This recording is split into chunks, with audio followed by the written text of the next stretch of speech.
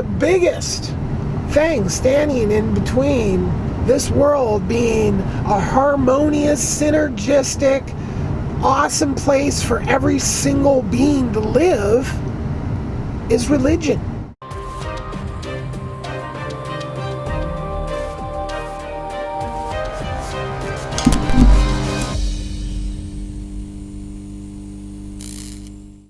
Having types of stuff. Well, it depends on what types of stuff we're talking about, right? So, as I've said before, everybody needs their own personal communication device. So, on that type of level stuff, it's just the same as it is now, Now, when you're talking about like lawn mowers, some types of tools, that stuff can be in like community areas, right? So, I mean, everybody owns, I've touched on this before, like how all these yachts, and then, they're mostly just sitting there, right? And that's like in people's tool sheds. Like everybody has the same tools to do their lawn, right? And that's just using that as an example. Some stuff is community-based stuff, okay? Oh, and what about, speaking of stuff, what about guns, right? It's like, oh, guns, right? Well, guns aren't needed in a way that they're needed now, right? And they're needed now because they're there, so they're needed, they're kind of one of those things that cause the own need for themselves. So, and a lot of people love them. And enjoy, the aspects of them for, the fact that they're a machine or the fact that a skill. What I would envision is places just throughout the world that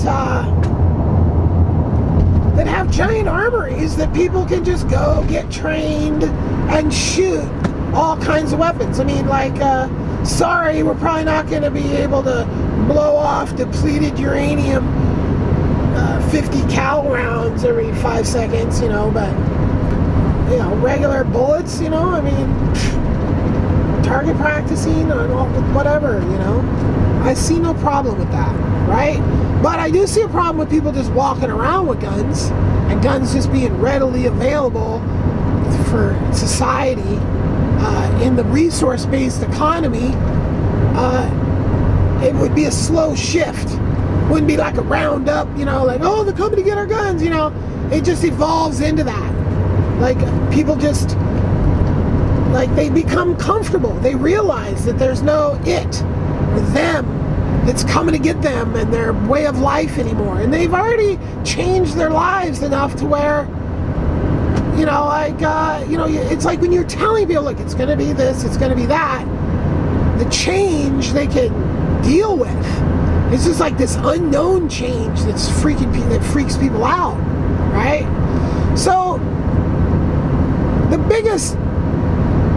biggest issues on switching over to a resource-based economy are not the civilized world, Western world, or whatever, societies, right?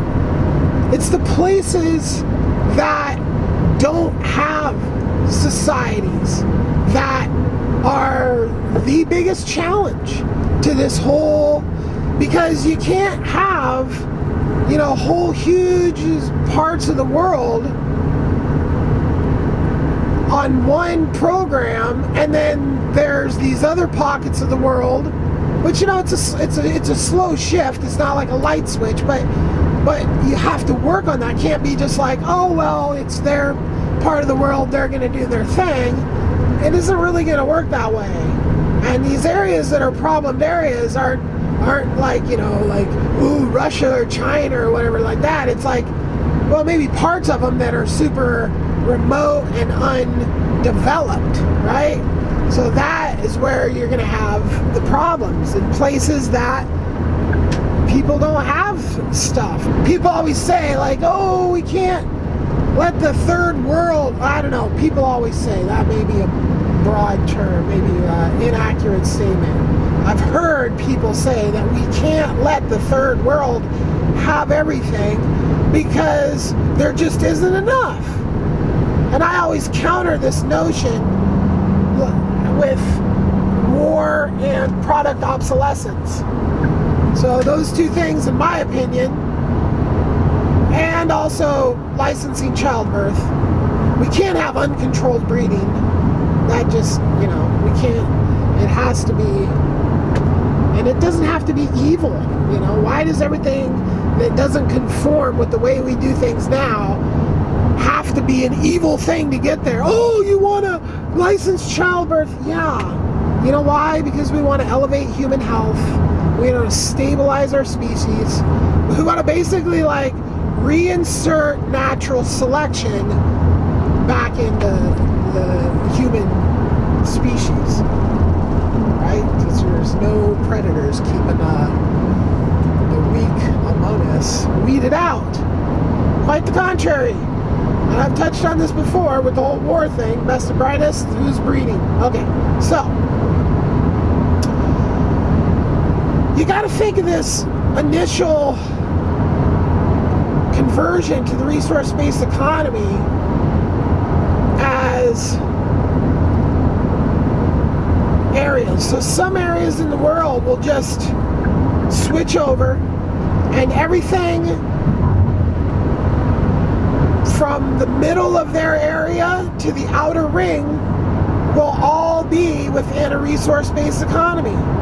And it will be a slowly working consensually out from these points around the world, enveloping the rest of the world into the resource-based economy, right?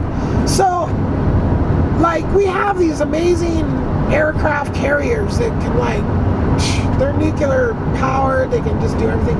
So these things should be going into the worst parts of the world, and basically we're just running power cords out and getting these people power, getting them clean water, getting them education, getting them look, just stop breeding. That's all you have to do to literally have everything, is just stop breeding until you've been tested to determine whether you are genetically capable to breed or not, right? And just that's the thing, and then just teaching them this simple way of life, and when people all are treated the same for real, and they all have the access to the same nutrition and technology, there won't be a lot of reasons, if any.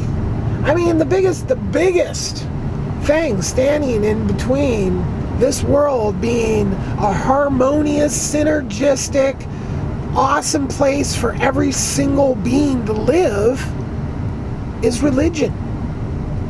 Religion on its face says one thing, but what we see, war and class division, it's all based in religion. So people are just going to have to come to the realization, and again, who cares what you do alone by yourself in your own house? It's when a bunch of people get together in a building and start to conspire to follow stuff that isn't written by science. Religion is based on a few different things, trying to give people a reason why to behave themselves. Why can't I just go rape and kill whoever I want? Well, because there's this thing you can't see it, but it will make you in the fire. It'll be horrible. Oh shoot, I gotta behave myself, right? Well, that's good, because people just don't need to be doing messed up stuff, because it's just horrible. And that I don't know, empathy. I don't know if this empathy thing is something that has always been in the human race, or if we've just learned it recently. I don't know. But just reading history, it's just terrifying that how we even made it this far. So putting our troops. See, there's a place for everyone.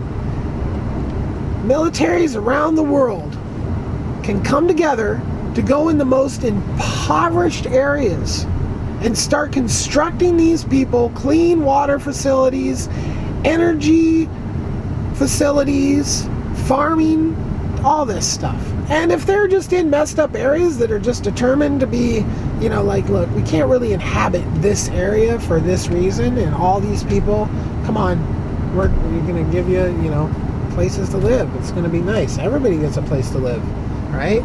Everybody gets a place to live. Everybody eats. Everybody gets health care.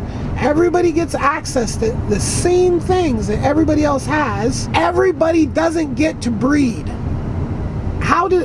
Why do people behave themselves? Well, it's a reward-based system, not a punishment-based system, right? You literally can have an amazing life. You only have to do work, which is something that you don't want to be doing, for a very few hours a week, progressively less and less as this progresses, because once we get everybody to this point, then we start building more robots, and and it just progresses to people having to do less and less work. It doesn't mean people are just going to sit around and be lazy, and if you're one of those types of people, I have a feeling that you're probably not going to be passing those lazy ass genes on into the next generation. So it's probably going to be the people that are like in their free time are busting their ass, building spaceships, building new technology, not just sitting on their butts playing video games. Those are the people that are going to populate the planet, because those are the genetics that we need, that we want. We need these energetic, smart, driven people that want to see the human race be a multi-planet species and want to see us get beyond this pettiness that we are. It's most of all, the lives are pettiness and just waste. Pettiness and waste. All these people running around on these freeways all the time. Very, very, very little actual pointful intent. It's like, I wouldn't be here doing this if I had my druthers. And I most definitely wouldn't be living far out past where I could. I mean, my whole dynamic would change currently under a resource-based economy, as would everyone's. No one's lives would really be the same. Well, astronauts, I mean, those people, what they're doing, that's what they would be doing. So, and there's a few other people, but most people wouldn't be doing as much. Even the people, the lives would be looking similar. They wouldn't be doing as much. But again, that's the first world people. It's the third world people, the people that don't have anything. The people, and the more you go into the sticks and the jungles, the less the people have. They're cutting down the only thing they have is these forests. And that's a huge equation that capitalism doesn't have an answer for, that a resource-based economy does. Okay, because there's more than enough resources to take care of these people without burning down their forests, because we actually need their forests to breathe in every other part of the world. So there's absolutely no reason why those people can't be sustained without burning down their forests. There's other land and other areas. Yeah, that's another thing. People just have to get used to the fact that, they're earthlings, and you're an earthling now. There's no borders. Sure, we have names of places just because, what are we going to just, you got to have places with names, and history is fabulous, and our history is fabulous. We're not trying to bury our history. We're trying to understand it and look and make ourselves better from it. Something that doesn't seem to be applied very much at all anymore is actually trying to make society better. It slowly happens, because it is getting better. It is better now than it was back, and it's better. It seems like it's horrible, but when you actually look at the numbers, things aren't that horrible. So, but they could be so much better, and that's what the resource-based economy is bringing to the world. Yes, the challenges of bringing the third world up to see, a lot of it, they won't need office buildings. You know, they need homes. And the new technologies like earth ships, building those types of things for people, you know, infrastructure, roads and bridges. This is what people need. We don't need bombers and laser missiles and stuff like this. Yeah, that stuff's a waste. We have laser missiles, so the third world can't have, everybody can't have a smartphone in the third world because we have smart bombs. And those are basically smartphones, probably more than one smartphone worth of stuff in every smart bomb. And we just blow those things up like they're firecrackers. Boom, boom, boom, there goes the smartphone. Boom, boom, there goes the smartphone. Because what? We just such bottas. We can just blow smartphones up. I mean, the waste. These channels on YouTube that just smash it like...